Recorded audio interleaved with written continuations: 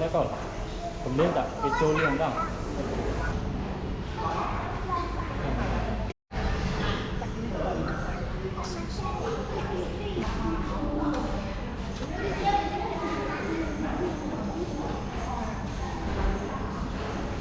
คือจับ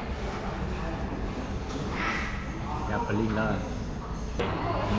มันยำอะไรยำเบอร์เกอร์ยำมวยยำปียำมวยให้ยำอะไรเด็ดให้จะเตี้ยเป็นหมอกอันเป็นแต่นาแต่ไหนเจ๊ได้จับ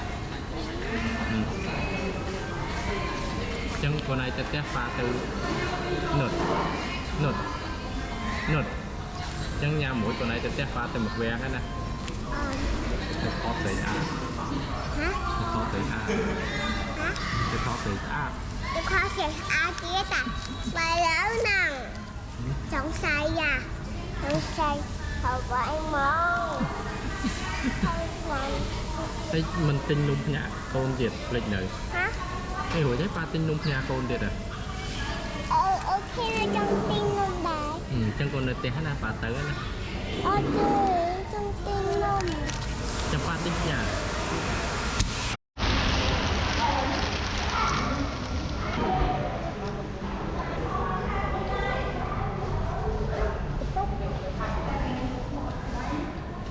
Lúc bố bái mất hơn là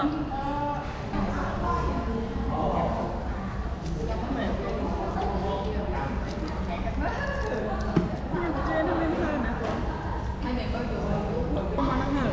Nào bọc vàng để chân cho sạch cô nhang để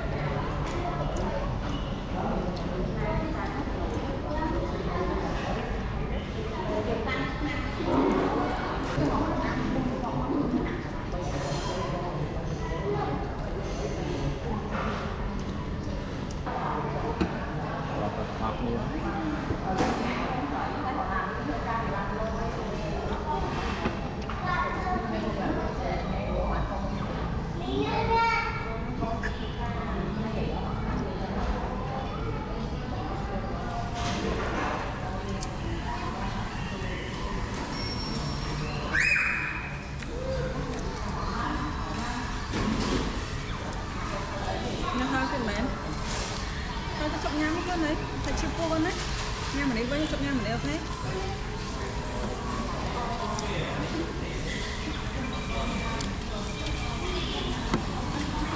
Tinh ngon, rồi mà ăn là biết đấy. Cô làm. Cô nhang đấy với nó liệt đột. Vì trong nhà ăn ngon luôn vậy.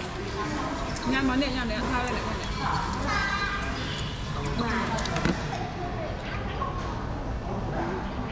Ở trên nó phân bậc lửa là không bậc lửa đấy. Hai má, mà con nào nhắm vậy? Ôi một cái chú. Ai bỏ một cái cắn. Hai cái đắng nữa nè. Nó không cái đắng hay nào? Coi như trên cái giữa anh giữa có mấy lần thử ăn khủng bộ ấy. Thì mà nhắm xuống ha mà nhắm không cái đắng hay là có ăn hay nhỉ? Ăn lên đi. Đấy.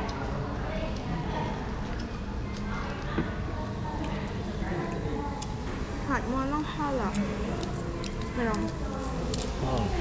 À Thôi.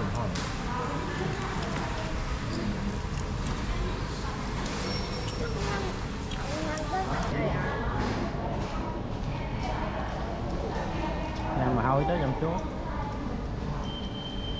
Ok. Hay.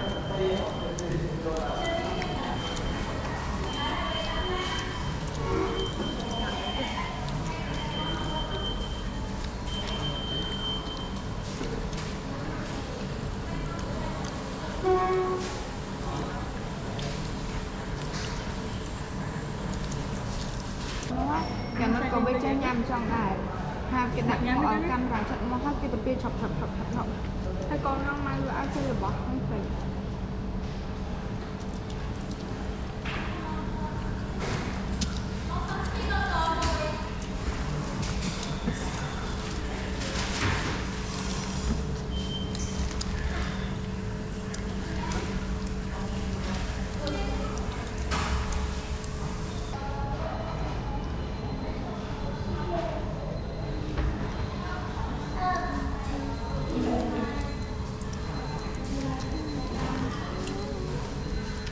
ที่giá là đúng rồi chẳng giá mới thành Cái miệng nó mày nói là bẹp bây giờ đâu. giá thế này người ta giờ tổng giá mắc thôi giờ mắc thôi Những tàu giám đây mình hỏi Còn lắm hả? mới làm luôn là chèm này chuyện bào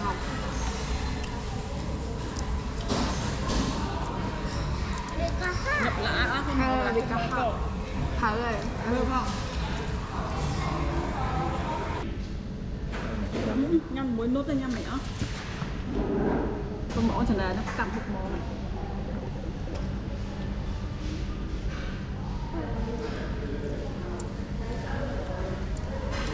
nhá rồi nụt